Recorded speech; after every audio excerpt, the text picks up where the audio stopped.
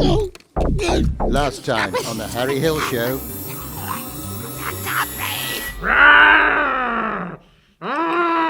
Guys, no, Bruno. No, I thought we went through this. Abu gets to use the iPad Mondays, Wednesdays and Fridays. You get to use it Tuesdays, Thursdays and Saturdays. I get to use it on Sundays. Yeah? All right, off you go. I don't know. You two. Harry Hill Show! Hello there, I'm Harry Hill, and this is my show. It's the Harry Hill Show! Right, before we go any further, let's do the Andy Burnham. 1, 2, 1, 2, 3, go. Clap your hands. Throw a chair. Peel a parsnip. Iron your trousers. Sieve the greens. Strangle the fox. Pipe the buttercream. Stub your toe. Cancel the Netflix. Andy Burnham. The Andy Burnham there. Right. Oh, the guest is here, Daddy. Oh, what's that, Gary? The guest. The guest, Daddy. The guest is here, Daddy. Okay, well, let's welcome our guest.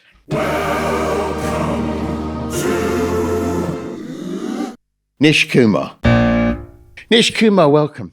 Good to see you. What an absolute pleasure to be here. What's going on? We just the Andy Burnham. You do that? You ever do the Andy Burnham? Should we do it? Yeah? You know the Andy Burnham dance? Yeah, the Andy Burnham dance. We got the words for you. Okay, yeah.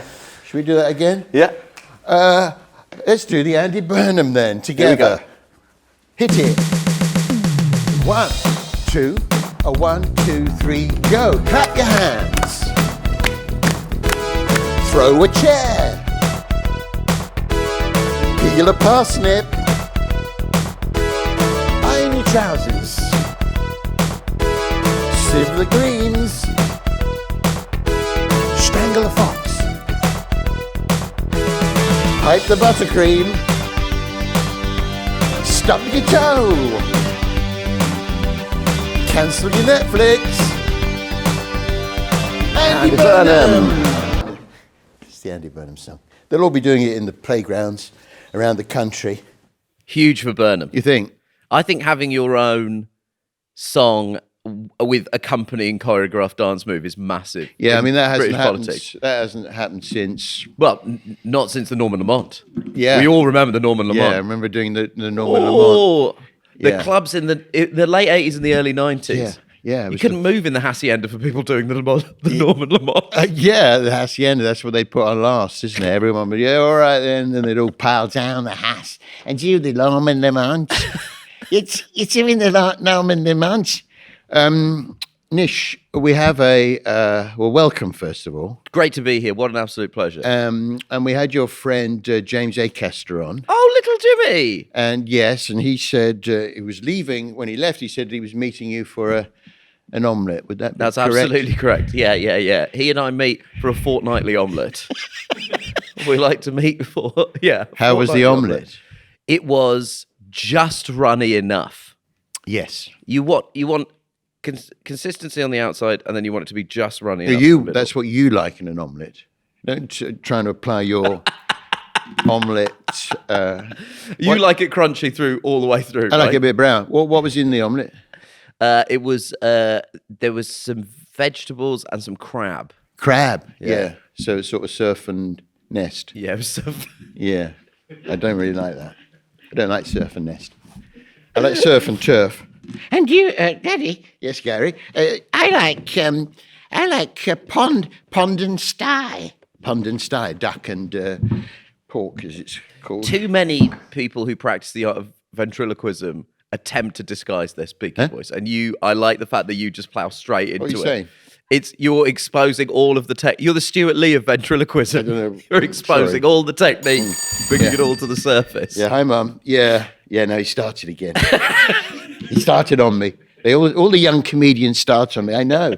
All right, yeah. By the way, Mum, The check hasn't come through this month. Yeah, it has really. A thrill to be a young comedian again. Well, I think of you as young. We had, and also then we had CMAT on, Fantastic. who says that she keeps bumping into you. Were you aware of CMAT that? and I do keep bumping into each other. That's absolutely correct. Yeah. So everyone is talking about Nish Kumar. Everyone, there's a lot of buzz around. There's a lot of water cooler chat about NK47 these days. Everyone's either bumping into me or going for omelettes with me. Yeah. The path to success in show business runs right through my face. Yeah, in fact, CMAT said, He hasn't invited me for an omelette. Why And that's how CMAT said it, is it? yeah. hasn't he invited me for an omelette? Now, we do have a mascot, Nish. Great. A show mascot you may have heard. I don't know if perhaps James mentioned. James said there was something that happened that he found surprising. Yeah. Yeah, that was... It was a car crash. That show. It wasn't great, that one. It was our first one. Won't go out first, then we'll bury it. Please welcome our mascot, Licky. Come on out, Licky. Licky. Here he is. The Harry Hill Show mascot. Licky previously had a job at I like Ascot. the top of the shorts. All right, no. No, leave Nish. Leave Nish alone. No, Licky.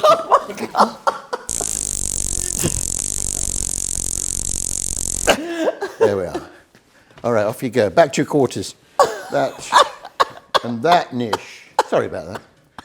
That Nish is actually a Swiss Army taser. Have you seen these? I didn't realise the Swiss Army was issuing people with tasers. Yeah, it's a Swiss Army. It's basically a stick with a 9-volt battery like you get in a... Can I just unpack some of the narrative around Licky? Please. Is Licky a tongue that also has a tongue? Is he what? Is Licky a giant tongue I that wasn't also picking- has a tongue? I wasn't picking that up. He is naked, if that's what you mean. He is naked. That's why he has to wear... Well, he wears the shorts with the little tie at the top. Well, then he's not naked. We In that didn't- context, we're all naked, Harry. I'll be honest with you, it was built for someone who's 5'8". And the innards that we've employed, the innards, The innards. are 6'2". Those are some long innards. Yeah. That's too long for innards. Yeah, it's too long for innards. Would you like a chocolate? I'd love a Just a chocolate. little apology. Help No yourself. problem. Can I just ask, has Licky been at the chocolates? No, Licky would never. We don't know how Licky, Okay, what so she there's- eats. The chocolates are empty and there's just one single concrete. Oh, no. Yeah, Seema had all the good ones. It's, sorry about that, Nish. I feel like things aren't going quite how we... I've got to say, that's actually on me for not expecting it to just be a conker. Right, well, how do you feel about AI these days? Nish, a bit worried about I'm a that. bit worried about it. Yeah.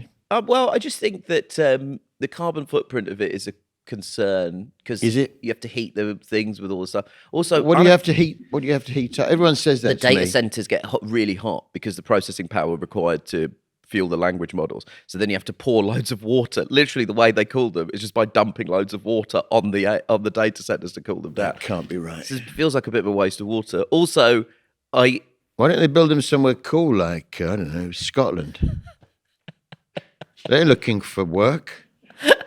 think I'm pretty sure that is now an official position of the Reform Party. I don't know Yeah. for sure, but I think the Reform Party has turned Scotland into an AI data center. I believe. Yeah, an offshore... whatever happened to the Bibby Stockholm? Is that free, the Bibby Stockholm? Could we? I actually booked a cruise on the Bibby Stockholm. It's still there, even. Remember that, the Bibby Stockholm? Yeah. Everyone was talking about it. Everyone was talking about the Bibby Stockholm. Had its own song, didn't it? Baby Stockholm, baby Stockholm, baby Stockholm. Well, we have got an example of AI. I mean, I can't speak for the cooling thing. I mean, actually, with Sarah, the AI bot that we use, Yeah. I've never noticed that she's overheated. Right. Okay. And she's going to come out and say hello, and she's going to tell us a bit about you. Okay, fantastic. So, Sarah, are you there? Sarah? Ah, Yeah. Yeah. Okay. Yeah, how she rustles as Yes. she walks. Sarah, say hello to Nish. Nish Kumar. Hello friend. Big fan. Love that beard. Do you put anything special on it apart from barbecue sauce? He likes your beard. Who has told you about my skincare routine? That's a close, tightly kept secret. You don't need a skincare routine if you've got a beard. Oh yeah, That's right. You don't need one. So Sarah, tell us a bit about Nish. Here goes.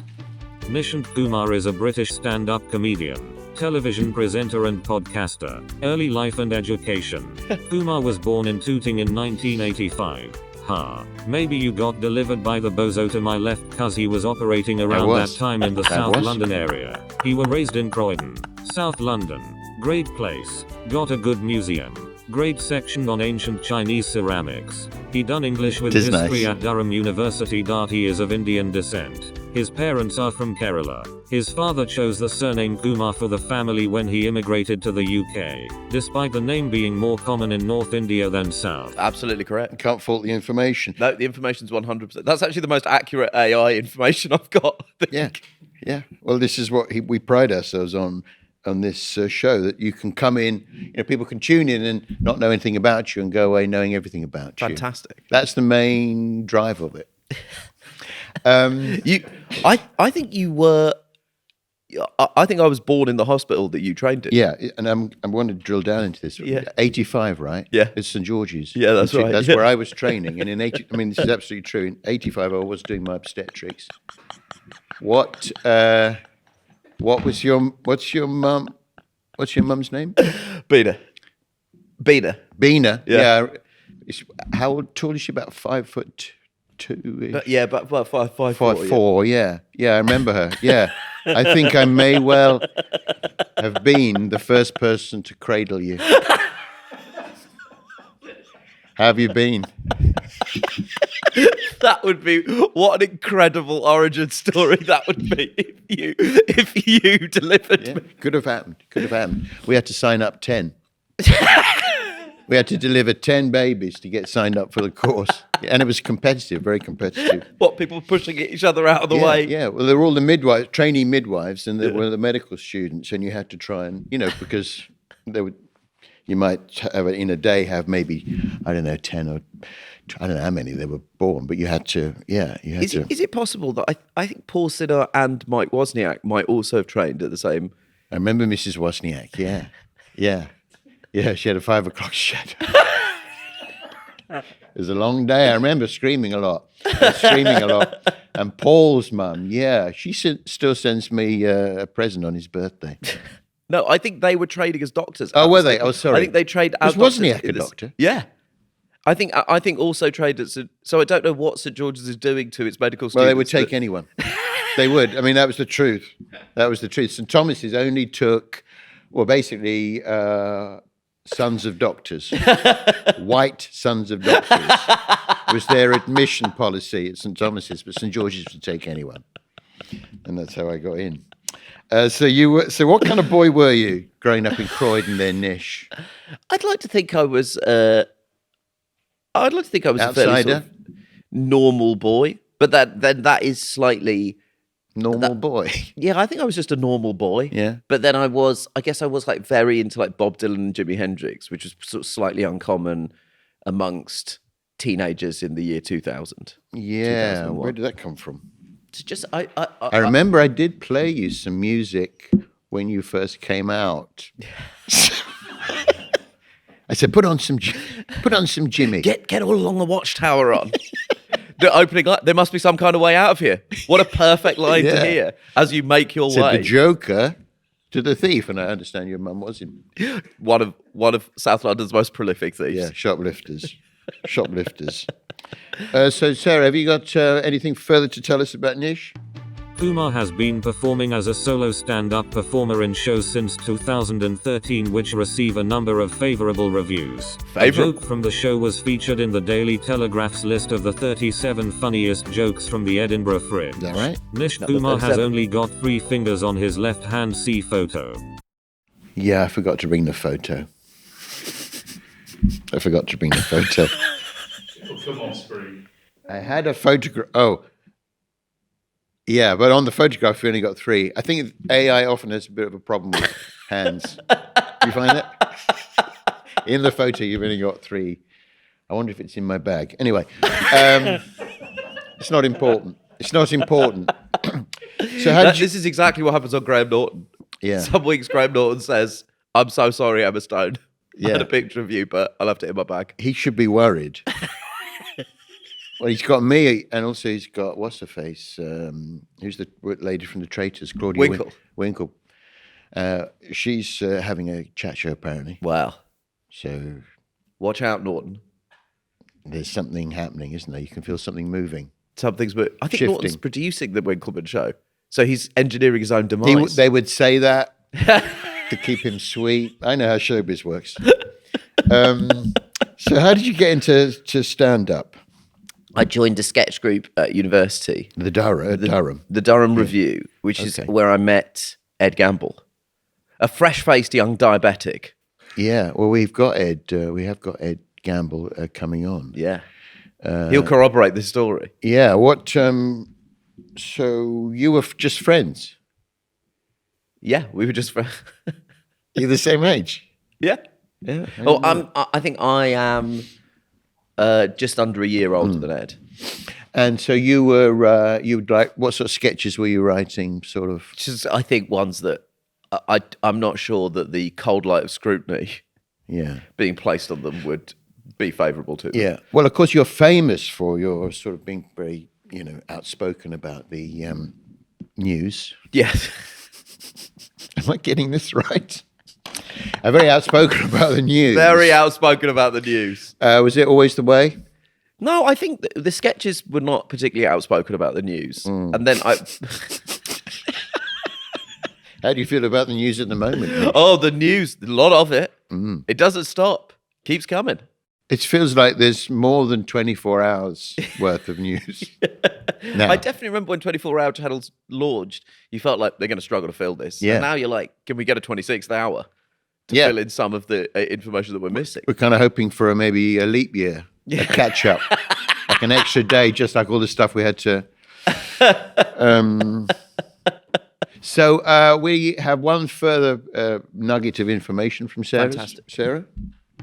He done Taskmaster, he done Have I Got News For You, he done Knock, he done Cats, he done Alan Davies, he done Hypothetical, he done The Big Fat Quiz, he done Russ Howard, he done QI. Kumar hosted the Quibi series Hello America, until the channel's closure. Kumar became known as the host of the MASH report on BBC 2 and Dave. Since May 2023, he has been the co-host of the political podcast Pod Save the UK. That's it. You're up to date with the kid what you brought into this life. He screamed for his mummy and you slapped his ass. Nish Kumar. Thank you, Sarah. So let's unpack some of that. I'd love to unpack the phrase, he screamed for his mummy and you smashed his ass. Yeah, I remember that day. As if it were yesterday. You've done all the shows, it seems to me. Yeah. You've done Have I Got News For You, Hypothetical, Big Fat Quiz, Mock the Week, Yeah. Cats. What's the Quibi thing? So there was a year where I hosted a show that was made for a short form content app called Quibi that existed. It was a contraction of the phrase quick bites. So they got Quibi, yeah, I see. Yeah, Quick Bites. which and so its flame burned brightly, but not for long. I'm thinking, when you say Quick Bites, I'm thinking of Picnic Eggs. Yeah, that's exactly what we were pitching it as. We were pitching it as the picnic heads of TV. Yeah. And it turns out people were like, well, you mean YouTube? And they're like, no. Cocktail sausages. Good. And then the marriage. See, I think the MASH report was great, Nish. And I think I've said this to you, haven't I? Thank you very much. And I couldn't really understand why that was, why they pulled the plug on that. They pulled the plug on it. Can you shine any light on that? I still have no light that can be shone on it. They told me that it was for... How did you find out? I got told via my agent, and then several months later, I got called by my agent at 8 p.m. Not a good sign in show business. No. If your agent's phoning you at 8 p.m., it's not because things are going too well. No. And she Did you said, think for a moment you might be involved in some sort of scandal? well, my first thought was they found out. They caught Mum's been at it again. Mum's been at it. She's been at the pickle mix. Mum's been lifting from Alders of Croydon. R.I.P. Mum, Alders of Croydon, that is. Yeah. No. No. Have you talked to her this morning? Yeah, I've talked to her this morning. Yeah. But she called me and said the Sun is running a story saying that they got rid of it as part of a war on the left. And I was like, okay. But the Sun's headline was Nish Mash Bosh. Oh, lovely. Worth it. You have to give credit where credit's due. You're going to frame that. Yeah.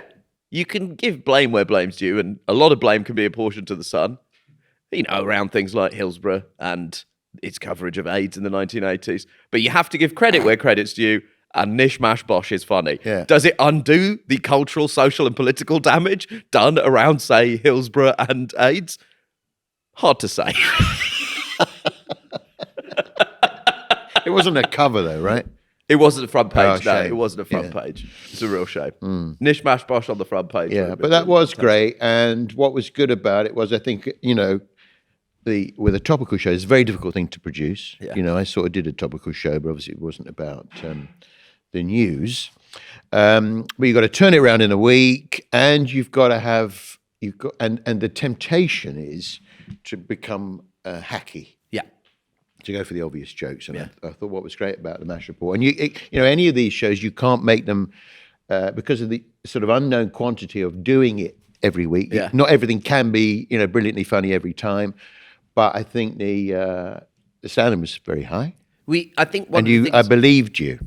See, I think Thank you. The problem with a lot of topical stuff is that you're just writing jokes, funny jokes, not necessarily something So well done. We used to get told all the time it must be really difficult at the time Twitter was very big and people were making jokes about the news on Twitter.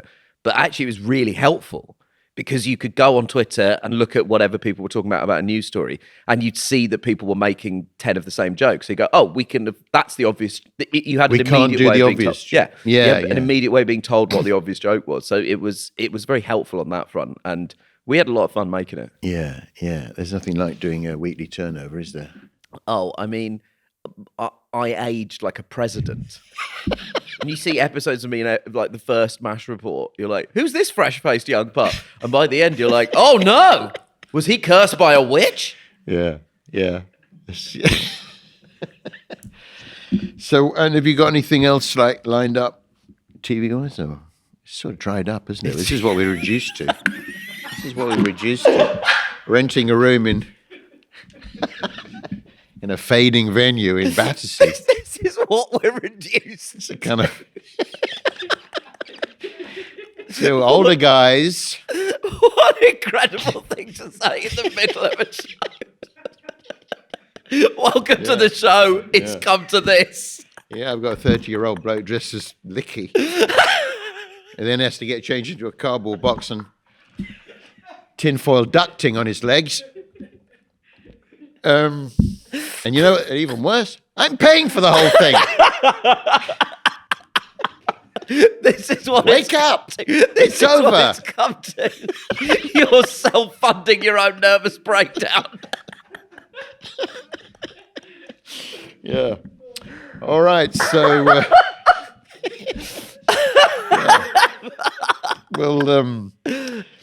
it's a watershed, isn't it? It's a kind of feel like we're on the cusp of something, but we're not quite on. We think it might be bad. Yeah. We're on the cusp of something, but we're not confident it's going to be good. I'm looking forward to the other side of the cusp. Harry Hill Show! Holiday time again, not sure where to go? Then look no further than an unforgettable cruise off the coast of Weymouth in the Bibby Stockholm. The Bibby Stockholm. Beautiful cabin accommodation with beds and ensuite facilities and a central area for exercising in. Plus an all-in smorgasbord of delicious fare to tempt the taste buds for lunch, dinner and tea. Charter a course for excitement. The Bibby Stockholm from Regency Innovation Cruises. Please note, once aboard, you can't leave. You're allowed one phone call. Visitors must apply through the proper channels and you'll be locked in your room for 23 hours a day. At or protected, terms and conditions apply.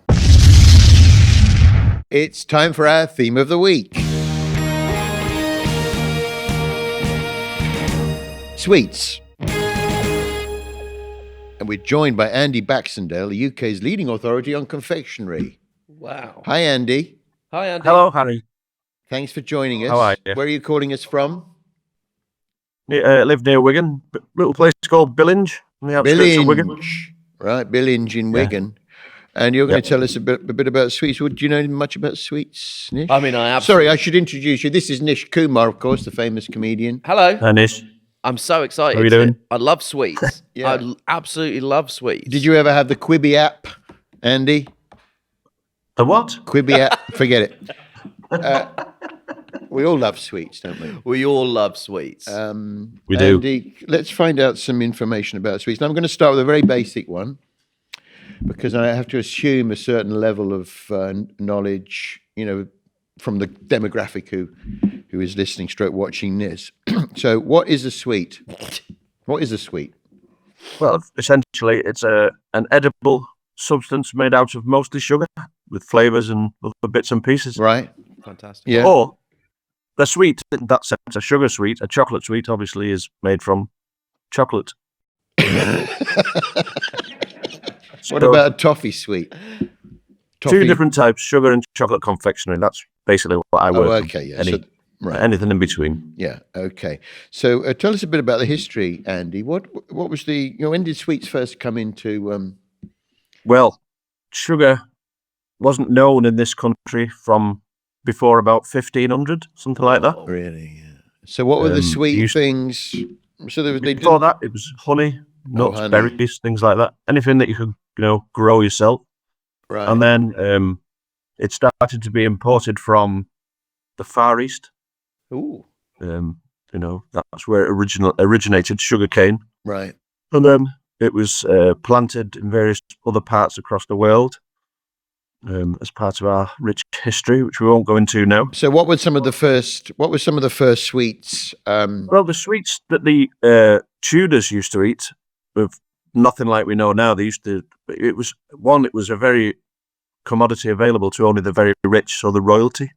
Oh, the and royals. the nobility of the time used to have their own confectioner. It was Yeah. a sign of, how powerful they were. They had their own in-house confectioner. Henry VIII was hosing Kit Kats. He loved dime bars. I heard that was his Cheap favorite. dime bar. They used to coat things like roots and seeds and things like that. But if you look at a skull from, say, 1200, it's got a full array of teeth. And then Teeth. from about 1550, the teeth start to rot. And they're all black. really? And then it coincides directly with sugar being introduced into the diet. Amazing. Yeah. It's very interesting. Yeah. So probably from about the mid-1500s, people are Yeah. getting a taste for it. I mean, there's something in that chewed sweet that sounds Chewed, like a punchline. Can we get Tim Vine on the phone, please? Chewed sweet. Play the music now. So that's very interesting. So and these were commercial things? They were No, no, they weren't. It was all made in-house by their own personal confectioner. It didn't start to go commercial till probably, I don't know, mid-1700s to 1800s when sugar became a bit more available. Right. Yeah, because they. And then in the 1900s, there was mass production was invented. And then onwards to what we see now. And were they? Where were the first sweets? The big sort of sweet companies, were they in this country? In this country, York was Right. a big centre of it. Yorkie. The Yorkie, of Yorkie course. Yeah. Yeah. Roundtrees, I'm sure you remember them. Roundtree's fruit pastels were made in York.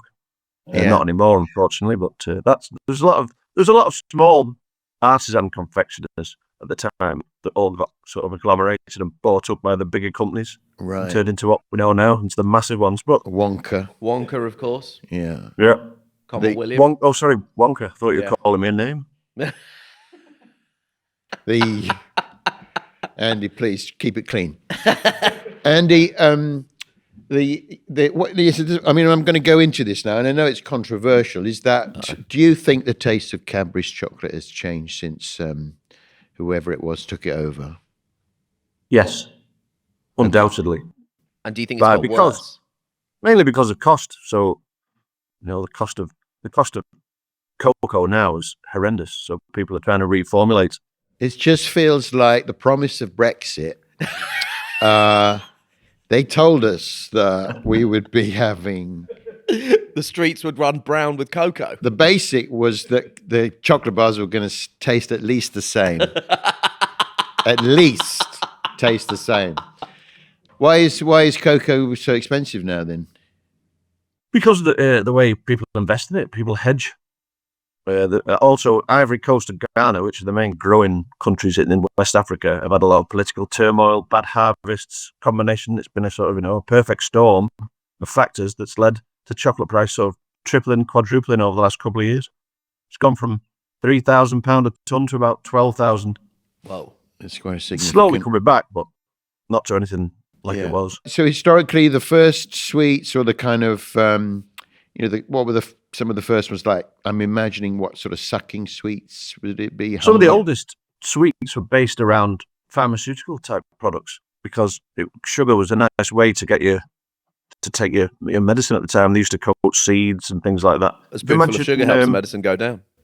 Yeah, I see. Yeah, hadn't thought of that. Imagine like a mint imperial type sweet. Right. Yeah. That sort of thing. Just a big sugar ball with something good for you in the middle, or not, as the case may be. And where do you stand on some of the knockoff, what I call the knockoff sweets? Like what? Well, like the supermarket's own brand. Oh yeah. You can't tell. I don't think you can tell the difference. Jelly babies, you can. Some of the jelly babies that are around supermarkets, ones are awful. I've tried them all. There's only Bassett's really. Yeah. You can call the rest of them are poor offerings. You know where jelly babies originated? No, I don't. They were originally called Peace Babies. It was made after the First World War.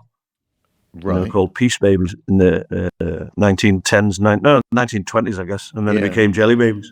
Right. When the Second World War started, they thought, this is bad branding. Yeah. What was the significance of the Peace Babies then? It was just to sort because at the end of the first, it was something to do with the end of the First World War. End of the First World. You've been in the Somme, have a sweet. Yeah. They had I remember the Saigon Curly Whirly. That was very briefly very popular because it was like a ladder to sort of help you get out of the embassy or onto the helicopter. Do you know how licorice all sorts came about? No. So there was a salesman end of the early 20th century, and at one time all those all sorts were all a separate line. So you'd have the licorice ones with the cream in and the stripy ones and everything. Yeah. And the guy was taking them to sell to someone, and he tripped at the door, dropped them all over the floor, and picked them up, and then decided to sell them as a mix. No. So then they became licorice all sorts. That's just purely by someone tripping over the step on his way in. What amazing ingenuity Incredible. the man has. To trip over. To think so quickly and to turn it to his advantage. This is what distinguishes us from the other primates. I'd love to see a monkey come up with licorice all sorts. Yeah. Suck it, monkeys.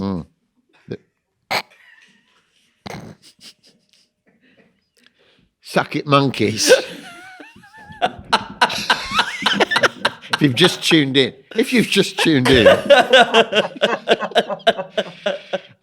Great. When you say you're an expert in the leading authority on confection, do you make sweets yourself, or what is? I do a lot of development sampling work for people. In fact, I've got an example here.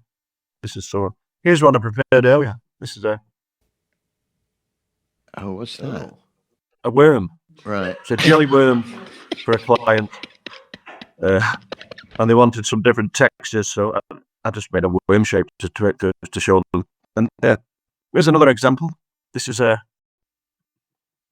that's actually sugar-free, a sugar-free gummy bear with some things in it that are good for you, like vitamins and stuff. That's all the rage at the moment as well, fortified sweets with all kinds of stuff. I imagine, Andy, to be serious for a moment, there's a lot of science involved, right?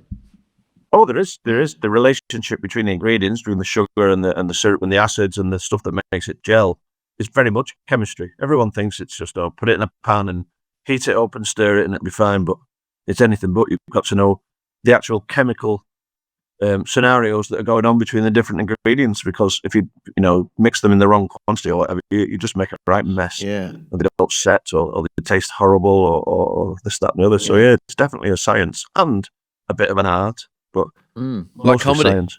Yes, like so many things. And no one's going to want to buy the Roundtree's right mess No, in a bag. I don't believe they ever took them. Loose lumps in a bag. Do you have a website or a book that perhaps, for people who want to delve a bit deeper into? I have a website, thesweetconsultant.co.uk. Thesweetconsultant.co.uk. Yes, and that's got my details on it. What do you see as the future of sweets, Andy? What can we look forward Future to? sweets. There's a lot of focus at the moment on getting rid of sugar Yeah. and making things sugar free, which for me is false, because sweets are never meant to be good for you. They're a little naughty treat, Yeah. and that's what they need to get back to. And it's slowly starting. Traditional stuff has resurged in the last 20 years. Although the healthy stuff as well, where you just have one a day and it gives you, it's better than taking pills. If you can have something that tastes nice, it gives you your recommended daily allowance of 84 different vitamins, I suppose. But for me, it should get back to what it is, a cheap, affordable treat. And, all the vilification of sugar and the government, we're going to tax this and that and the other, it's wrong. Tell people, if you eat this, you're going to get fat and die if you eat too much. Not tax it. Just tell them the truth. Don't Yeah. pop that on the packaging, though. Yeah. I think, if Sweets are bad for you. You're going to die. Yeah. Yeah. A picture Reverse of a corpse. psychology. Picture of a corpse. Or a 12th century skull. You Before could and have teeth after. like this. All right, Andy, it's been great talking to you. Well, no, thanks, Harry. Thanks, Nish. Thanks. Pleasure. Thanks for Andy. telling us so much, for filling us in on sweets. Fantastic. It's the Harry Hill Show. It's time to play Name the Seed. Name the Seed. Now, Nish, as you can see, I have a sealed Ziploc bag, Fantastic. which also once contained a kid's Mexican poncho, as it turns out. I'd also say sealed is interesting because it's sort of easy to open. Well, it would be, but I have to unseal it to retrieve the seal. I mean, the sealing of the pouch is not a crucial thing. It's just adds a sort of certain amount of suspense to it. Now, this box contains a number of seeds. How many? Can you see how many seeds that? Over 8,000 seeds. Over 8,000 seeds. And what I'm going to do is each species of seed is in its own, I'm going to say sachet. And what I'm going to do is I'm going to open this sachet. I'm going to select a seed, and it's up to you to identify the seed. to correct? name the seed. Okay. I'd say there's an issue here in that my seed sort of knowledge base is not. Do you have a garden? No. Okay. Did you ever have a garden? Did you ever? Yeah. Yeah. Did you ever plant anything in the garden? No.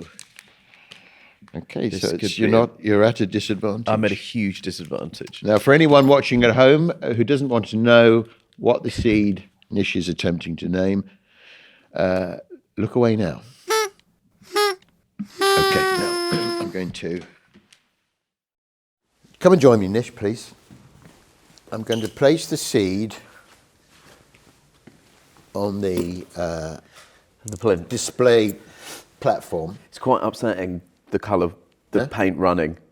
It's It just looks happened. very haunted. It just happened, but I'd already stuck the card on. What I should have done is I should have done it on the card flat and then stuck it on. You know, we learn. This is how we learn. This is how man evolves. So I've popped the seed on there. The seed will raise up to eye level to enable you to see it. Okay. If, when you see the seed, you're not happy with the seed, Yeah. you can change the seed. Change the seed. You have the opportunity to once only okay. to change I the get seed. one change. Are you ready to name the seed? I'm ready as I'll ever be. Let's play Name the Seed. Wowee.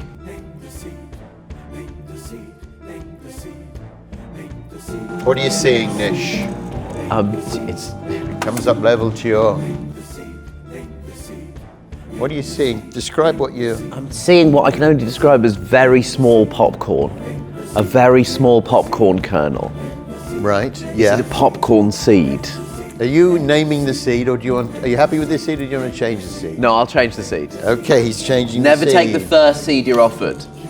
That's the oldest rule in horticulture. It's a risk. Never take the first seed you're offered. You're taking a risk there. So this. Okay, so we'll take that seed. For anyone watching now who doesn't want to know the name of the seed, look away now. The alternative seed. The alt.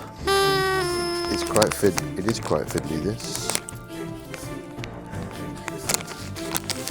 That seed has been corrupted. Okay. Oh, this is. Oh, crikey! That's a surprise one. Here we go. All right. Okay. So this is your alternative seed. Is that familiar to you?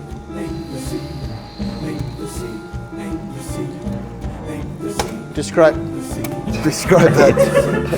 Describe that seed. It's sort of. It looks like a sort of. It looks like something that's come out of a. It's just jumped up of its own accord. Okay, we were struggling to keep the. No, don't fiddle with it. You'll break it. You'll break it. Or you, Stop.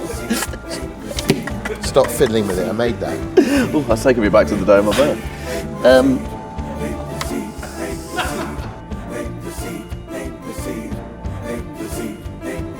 This is. Oh no, it doesn't stop. Just leave it. Just leave it. It'll sort itself out. Okay, it's got back down. All right. No, don't. Don't do that. Don't do that. Stop doing that. It's only me that presses Sorry. the button on. Now we're hearing the workings rather than the. Trying. What way is this entertaining? You know, I mean, just like. This is what we've been reduced to. Just a couple of middle-aged men watching a pointer go up and down. 2 weeks ago, I was cutting up a wooden box and creating this in my shed. And I go into my wife, who has cooked me a nice dinner, and she says, "What you been up to?" And I have to explain it. You show her a board that the phrase "name the seed" is smeared on. Right. What do you think the seed is? I'm going to say it's a Go on. Orange seed. An orange seed. It's not an orange seed. What I'm is it? afraid, Nish. I can't tell you. I'm going to give you that seed. You're going to plant that seed. When it comes up, they're you'll gonna know find what out. that. Wow. You'll know what that seed is. That was Name the Seed. Name the seed.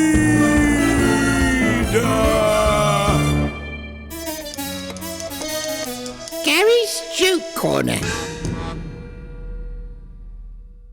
It's time for Gary's Joke Corner.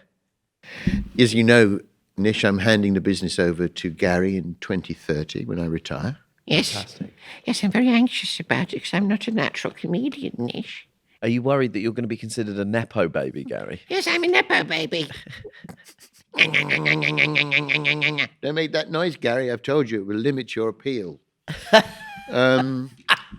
Do you have a joke for Gary Nish? One of the funniest jokes I've ever heard was a joke that Tim Vine made in the wild, not even on stage. He was out for coffee with my friend, and he told my friend Tim Key, and he said to Tim, "Do you want a dessert?" And Tim said, "No, I don't want a dessert." Tim Vine went up to the counter, got a dessert, and he got a pecan pie. He came and sat down, and Tim Key said, "Please may I try some of the pecan pie?" And Tim Vine said, "You just said you didn't want a dessert. You can't pecan choose." And that was just in conversation. Yeah. That Tim Vine's brain just works like that. He's one of the funniest people I Unbelievable. know to spend time with. So funny. Funny enough, I meant to mention this. You know, you're from Croydon. Correct. You know how he described Croydon? No. Stonehenge with windows. That was just casually. Yeah. He's Stonehenge with windows. he's kind of on the money there. All right. Okay, yes, Daddy. You got a joke for us, Gary? Yes, I have, Daddy. Here, Daddy. I hung out with the pint-sized pop star who had a hit with Purple Rain and Kiss. Really, Gary? Yes. And while I was with him, he was burgled. Really, Gary? Yes, he was burgled, and the police came round and asked him to do a statement back at the police station. It's quite long-winded, this one. There's a lot of setup. There's a lot of setup for it, it's worth it. But the guy was so frightened, he was frozen to the spot, and I had to physically carry him to the car. Lifted prints? Yes, they swabbed for DNA, they did all the usual stuff. They were very thorough.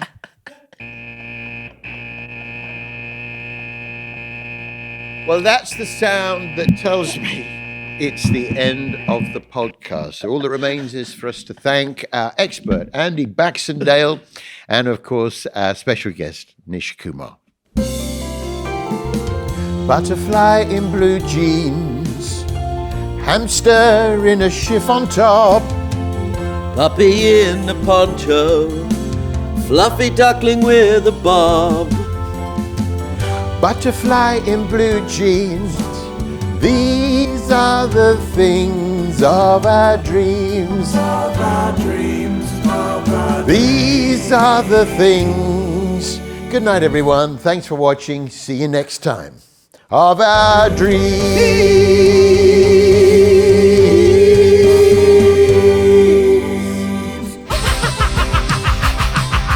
Harry Hill Show!